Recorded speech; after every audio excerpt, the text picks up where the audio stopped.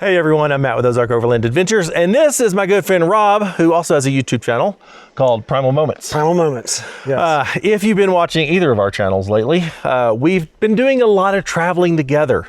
Our wives are out doing the Rebel Rally as we speak, and we're out in the big rigs. And I thought it would be a cool video to kind of compare and contrast these two very similar but also very different one-ton truck camper build outs here. This is Rob's Ram 3500 and this is my Ford F350. Mine's a Rossmonster, which everything on this is turnkey. And Rob, tell them what you have. This is a Ram 3500. It's a 2021 actually, so I've had this for a few years.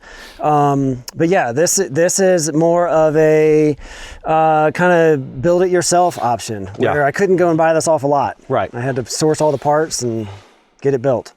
And what components do you have on this? I've got, so it's got a flatbed on it, obviously. Right. So this has a Norweld, I think it's called a Norweld Weekender Deluxe, if I'm remembering correctly, flatbed tray we have on it that we had powder coated. They don't come that color.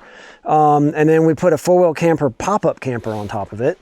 And now you did something unique with yours because you opted for the two-door truck. Yes. With the 8-foot bed. Yes. And then chose the 8-foot flatbed. Yes. But the 6-foot Hawk. Yes. So you could have the cool storage box. So I could have the tunnel box in the middle. So I've got that kind of serves as my toolbox and my trash box and whatever else I need. And on the other side of that is where I keep my spare, which is nice because I didn't have to put all that weight over my rear axle. Right. And my spare is under the truck in the spare tire location. Yes, where it typically belongs. Although I wouldn't mind having it up higher relocated. So we're going to just kind of run through the differences between these two trucks. As we've said, mine's turnkey. You buy this off the lot, it is built, it is ready to go. You can purchase it and immediately go on your adventure. This is DIY. Rob had to source the truck. Yes. Source the lift. Source the shocks, source the bumper, source the flatbed, source the four-wheel camper topper, all the lights. I mean, everything Rob had to do himself. How long did this ultimately take you to build once you bought the truck? From the time we decided we were going to do it until I had it in hand, it was about 5 or 6 months. Yeah. Because I had to order the truck. This is not a truck that you're going to typically find very easily on a dealer lot. When we were looking for this truck, I literally searched the entire country and could not find the configuration that I wanted. Because it was a two-door with 8-foot bed? Two-door, 8-foot bed, and then the options that I wanted in it. So I had to end up having to order the truck. Gotcha. So immediate gratification, it's going to take a while. I honestly thought we were going to go this route, but with a 4-door truck instead of a 2-door, just because of cost. And that is, we'll get into that in just a minute. But I lucked out and found this used. But I wasn't looking forward to having to source all the things and do the lift and do the bumpers and, deal with swapping out the bed for the flatbed and all that sort of stuff. Yep. Which in my case, by the way, I did pay a shop to do, which does have a lot of labor costs associated with it. I didn't think about that. People should also consider. I didn't think about that. So let's do the cost thing before we get into some of the nitty gritty. Okay, that's what everybody really wants to know. That's what they do. Right? So Rossmonster, like I said, I bought mine used, so I did not pay this much. But Rossmonsters are just under $400,000. Yeah. So, and what do you think all in on this? All in on this, I'm about $250K. And that includes labor? That includes labor. Okay, so $250K versus $400K. Yep. Big difference. That is a big difference. I mean, back when I bought my first home, that is an entire home difference. and that is a home for us. Yeah. Now let's get into the pros and cons. I think for you, the biggest pros are you got to build it how you want it. Yep. You have a lot more exterior storage than I do. That is true. With the flatbed, you've got all the you've got all the little storage boxes underneath. You've got the drawer in the back. You added the center section here, which is a crap ton of garage storage. And I've just got the 2 boxes in the back for external storage, which is serving us well. but it would be really nice to have as much to as have you the do. little additional storage. Especially your rear slide out tool drawer. I'm super jealous of that. That is a nice option. I am super jealous of that. The other advantage your truck has, because it is a 2-door, you have a much better wheelbase than I do. I do have a much better wheelbase. So we got to tape measure out. What was mine? 170. Mine was 171. I wrote it down on my phone. Let me see if I could. It was you were 176. 176. Actually. You were 141. 141. So 35 inches longer on mine than yours. Yes. Which we also measured is what a second door is. Which computes. How about that? Yeah, Makes it computes. perfect sense. So I have 4 doors. He has 2. Obviously, he's going to have a shorter wheelbase than I do, which arguably makes yours more capable than mine off-road. Certainly a little more nimble. You have a better breakover angle with that flatbed tray. You have a better departure angle. I think we're at a wash on the approach pretty close. angle. Yeah. We both have basically the same suspensions. They're both 3-inch Carly suspensions. Both have King reservoir shocks. And I think both ride really, really well with that setup. These trucks they ride amazing. We have the exact same wheels. Both have method bead grips. Rocking 37-inch Toyo MTs. Do you hate your Toyo MTs as much as I do? You know, I'm coming from, I used to run Nitto mud grapplers. Oh, gosh. And I will say, compared to my Nitto mud grapplers, I freaking love these things. I'm sorry, I can't hear you over the mud grapplers. That's right. Yeah. I'm coming from Patagonia MT 02s, which are super quiet, and these things are stupid loud compared to mine. These are like, I'm like, I can actually hear myself think. Okay, it's all about perspective. Let's see. Advantages for mine is I have a lot more interior storage than you do. And it's a lot more luxurious in there. I mean, arguably, I think yours is the cooler looking truck. I think yours just looks way more rugged, and I think yours looks cooler than mine. Okay. I mean, because mine looks like a turnkey all-in-one unit. Yours looks like it was, put together with intent and purpose. And I think yours looks better than mine. All right, I'll accept that. but when we move to the interior, what people are going to realize is I'm really in like a glorified rooftop tent. Basically. And this is kind of like checking into the Ritz-Carlton a little bit. Yeah, I'll give you that. Yeah. So I have a lot more interior storage, especially since I removed my back seats and put the seat delete in. Yes. Crap ton of interior storage. And inside the Rossmonster cab, it just has a ton of storage around there. And I think we would agree from a livability standpoint. We bought ours specifically to live in pretty much full time. Yeah. So we wanted all the space. Yeah, necessary. Yours is a good couple week trip. Yeah, kind of rig. Avis, my wife, she will tell you her time limit in this is about 6 weeks. It's 6 weeks. I'm surprised it was that long. Yeah, she's ready to be home. Yeah, because I do have a huge advantage for interior space. Yeah, 100%. I mean, a huge advantage. Both have heaters and hot water. Yep. Mine has an air conditioner. You do have an air conditioner. You do not.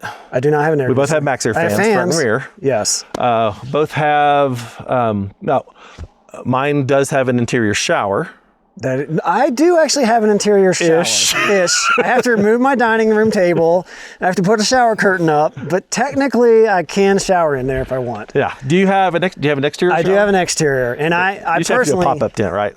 You don't have a fixed or fixed depending shower on where room. I am. Just Yeah, that's the way to go. Yeah. Does yours have heated floors? I don't have the heated floors. Oh, I got heated floors, which is stupid bougie, and honestly, I haven't used them on this trip. Remember when I made the Ritz-Carlton comment? Yeah. The heater system, so you're diesel. Mine is all diesel. And you're plumbed into your diesel tank. Yeah, I have zero propane at all. Which is not the case here. I have propane, and I have to get it refilled, and I have to, I can't just look at my fuel tank and say, oh, I got plenty of fuel for heat and everything else. I have 2 systems to keep track of. Yeah, I do like having everything in here being diesel heat, hot water, floors. Yeah, it's nice. It's a lot more integrated. Yes. Bed space. You actually have, or can have, a slightly bigger bed than I do. I can have a king. Now, one of the disadvantages, there's a slide out that pulls out and makes it a king if you want. And there's extra cushions I have to stick in there. Right.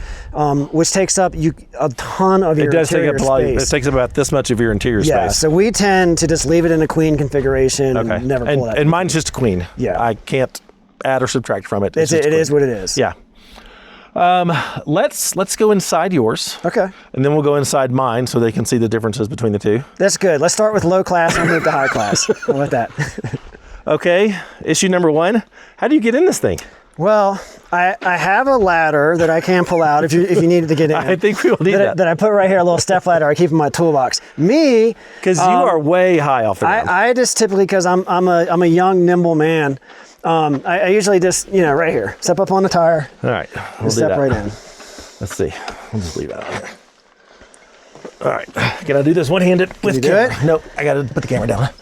All right, there we go. Where's all your roof lighting and stuff? Oh, right here. There they are. We got lights. We can turn some lights on. You have lights. There we go. I've got my windows all closed up at the moment, but. Okay, here's the. This is my dining room table. Table set up. Definitely, your table's. It's not. It's a little narrower, but a little bit longer. Yeah. Okay. Yeah. There's the shower. This floor. is a shower. Yeah, my little drain cover's coming off there. Yeah, so that's what I can use for a shower. And then, as we were saying, so these little hooks right here, I got a shower curtain that'll go in there. But I have to take all this mess out. Oh yeah, all the cushions. All the cushions, all the stuff. Yeah, that sounds fun. I mean, why, have you ever taken a shower in here? Never, not once. in the 4+ years I've been in this truck, I've never used the indoor shower. That's funny. Yeah. 2-burner stove, propane. Yep. 2-burner propane stove. Sink. Got my sink right here. Heating system is right here. Just looks like your old kind of basic home thermostat. Looks like in my grandma's house. Yeah. And I've got this is to heat my hot water, so I can heat my hot water if I want to. Is this the pass-through? That's not the pass-through. Yeah, that's just a window. If I want to check on my spare at any point to make sure it's good in the middle of the night, I can use that. And then show the bed. So the bed, this will pull out like so, and you can make into a king. Wait, you take these cushions and put them up there? No, there are other cushions that I don't carry with me because I never use this. Oh, but it came with additional cushions that come out. Okay. Now, one of the things we did in this... Then, that takes up... That takes up a lot of your space. Yeah, it's a lot. I mean, you can see there's like a whole, I can't use the kitchen. You can't get to the sink. Yeah, you can't do any of that, right? So we don't ever use this. And I did, actually, we replaced the mattress that was up here with a Hest mattress. Smart move. Yeah, because again, like we're never using it otherwise. One thing I do you have underbed storage? I do not. Oh, well, let me introduce you to a little bit of extra storage we have in there. Yes, you do have that. I've got that. And that's pretty nice for keeping our clothes and stuff. The only thing that kind of sucks about this is I can't get to this while the top's down. And True. Occasionally, like if we've been out for a couple weeks, we want to go get a hotel, get a nice shower or something, I have to actually pop the camper to get our clothes and everything out, which is a bit of a pain. True. But, small inconvenience. Yeah. So I had, actually this time last year on the rally, I got to take out a Chevy 2500 from 4-wheel camper that I borrowed with the truck bed slide-in Hawk. Slide-in, yep. And if you're going to do a Hawk type setup, the flatbed version gives you a crap ton more room in here. Much more. Like so much more room with the flatbed version than the slide-in version. And 4-wheel campers actually just came out with something they're calling the Hawk Plus. Yeah, has an extra foot. Extra foot out here. Which doesn't sound like much, but it's massive. Yeah, it makes a difference. So, all right. Well, yeah, this is the inside of the Hawk. Yeah. Yeah. It's like I said, glorified rooftop tent. And you got the little things here. You pull this down. This is all manual. This is all manual, yeah. So you have to take this. I have to pull this down, and then pull this down. I got to kind of squat down like this. You can't access your storage here when the top is down. Cannot access my storage. You can get to your fridge and everything. When you all this I can get to, right? Which I do often. You and I have been together. It's lunchtime. I usually crawl in here and I can sit here and I can sit here. You do. Yeah. All right, let's go mine. All right, let's go check yours out. The Ritz-Carlton. Let's go to the Ritz-Carlton. Actually, before we go in mine, one thing we got with the 4-door is the seat delete. Now, mine is packed because we've got stuff for the gala at the end of the week, dog stuff back here, Kara's teammate Holly, we've got her clothes back here, so this is currently packed. But you wouldn't have a place for all that. Not gracefully. What I should have shown is when we were on the way up here in the rally and we had all Avis's crap for the rally, like I literally I just opened the camper door and shove it all on the floor. That's where my stuff like that goes. I bet. And then I have to take it all out if I want to use the camper. Here's my step.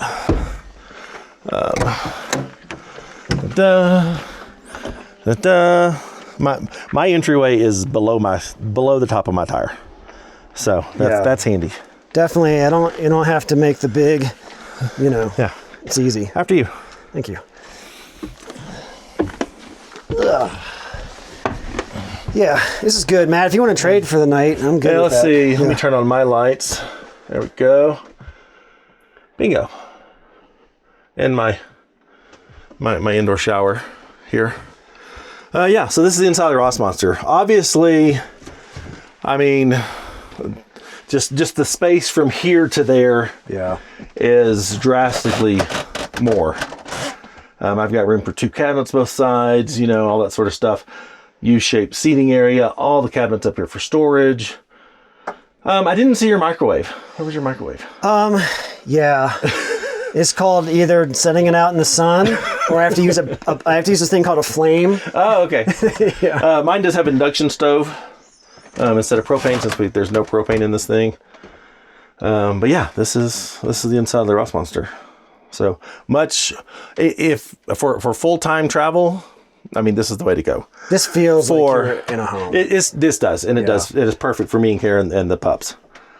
But you've definitely got some advantages for wheeling, budget, and you get to build it however you want to. And you get to build it however you want to. Yeah. I didn't have a lot of choices. Real happy with the way this was already configured, because we got lucky on this one.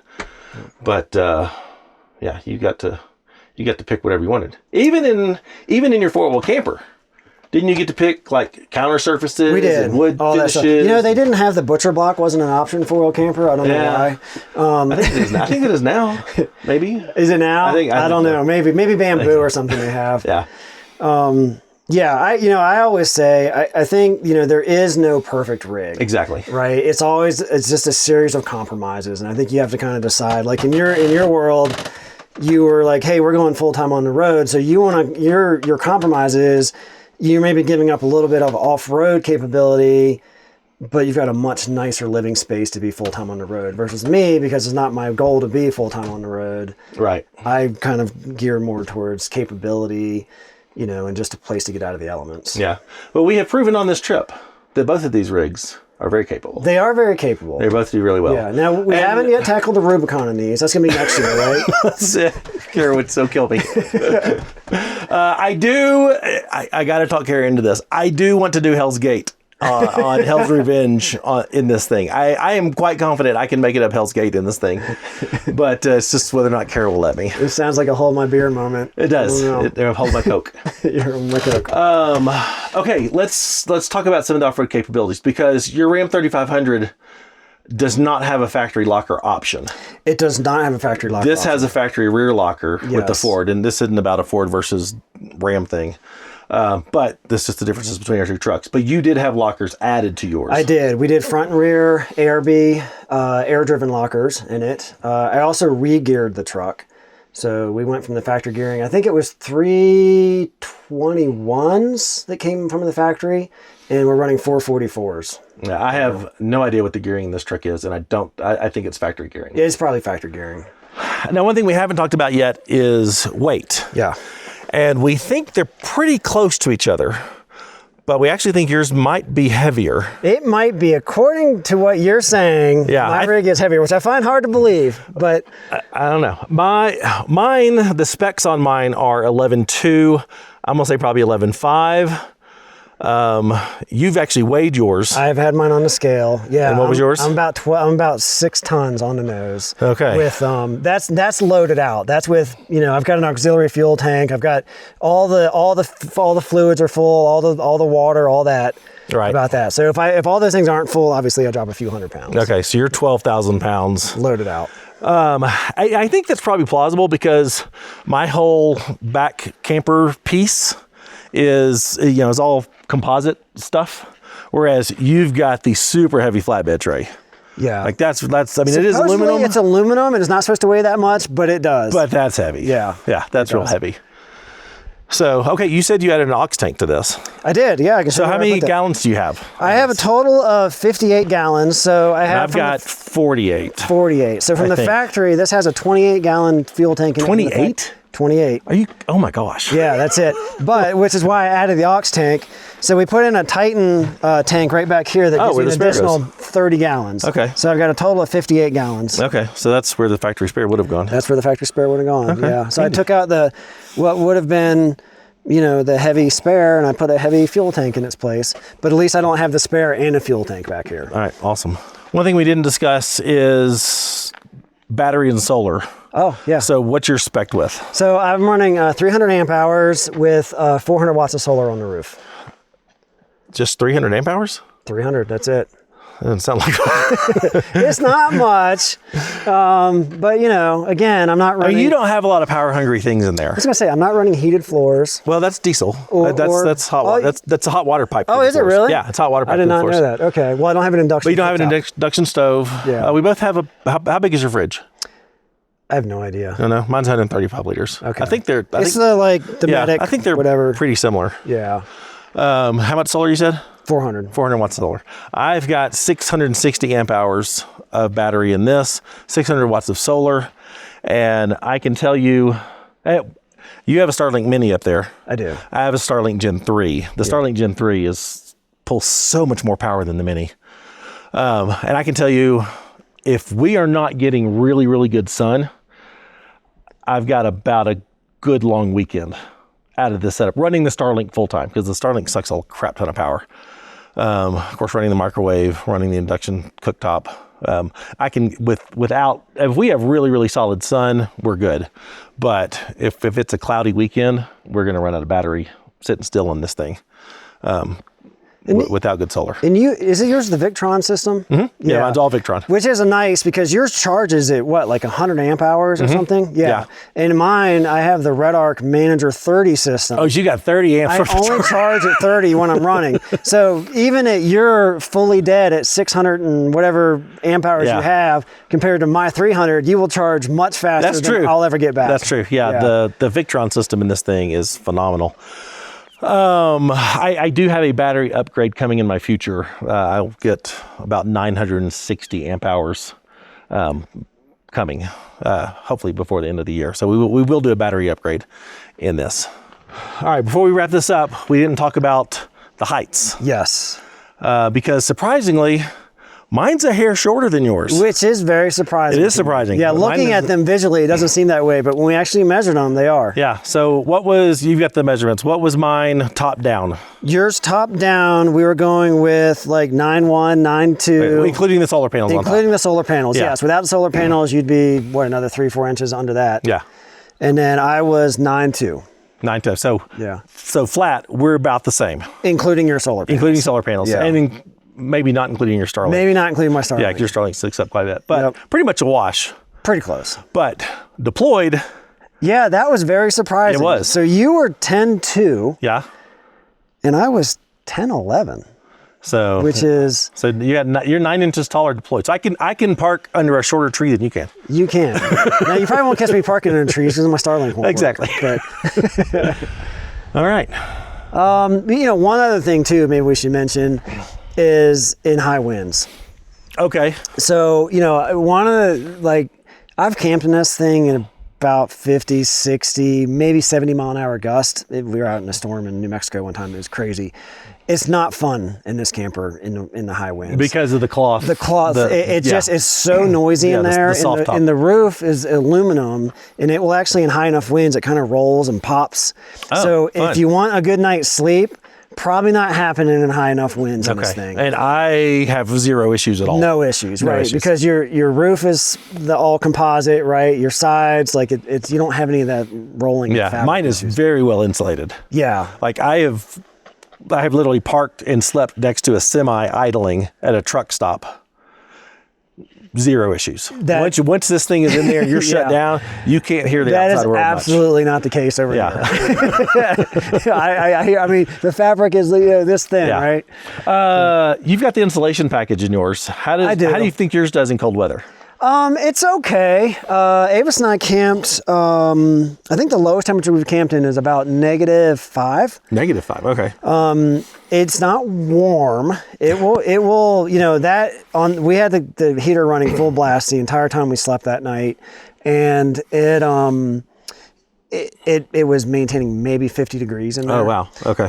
And in the morning when we woke up, because propane has a lot of condensation issues anyways, I literally, and because of the thermodynamics of this stuff, like everything on the inside was coated with ice. Okay. Oh, ice. Okay. Yeah, because the air is cold on the outside and it just comes right through the wall because of poor insulation. Okay.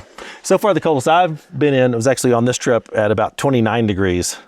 And I was in there. No issue. I was in there sleeping in my underwear. You're in your boxers. Set to like 64 degrees. Are you tighty whities or boxers? I don't even know. Boxer briefs. Okay, there we go. You're in your boxers. I'm in between. That's not the case in here in those kind of temps. Yeah, no, I was toasty warm. I actually had to turn the heat down because it got so warm in there. I woke up in the middle of the night, kind of sweating. Right, and this kind of goes with the theme of what I'm saying. Glorified rooftop tent. Yeah.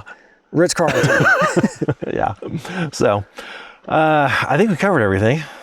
Yeah, I think so. Can't think of what we missed. I'll say if anybody has interest, there's a video on my channel about 2-3 years ago where I laid out this entire build. You can go watch it. You can see everything that went into it. There are a few things I've done to it since then.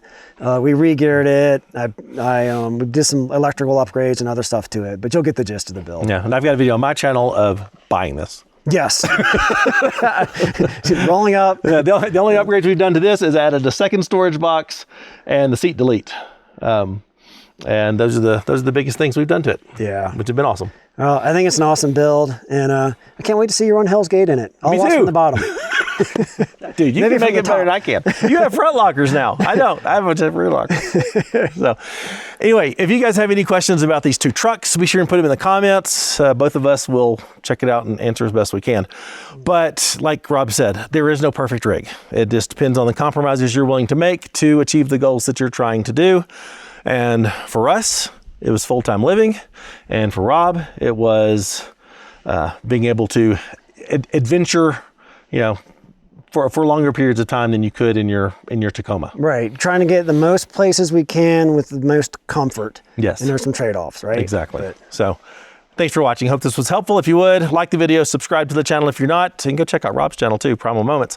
I'll link it in the description. And if you like what we're doing and you want to consider supporting the channel, gain access to special events like our big gathering that we're having at Maris Adventure Park in November, special content, all of the GPS data from our trips, check out the Patreon link in the description or right here on the QR code. And for all of our merch, go to shopoverlandapparel.com. Thanks for watching. We're going to go have fun now. Yeah, we're going to have some fun. Bye.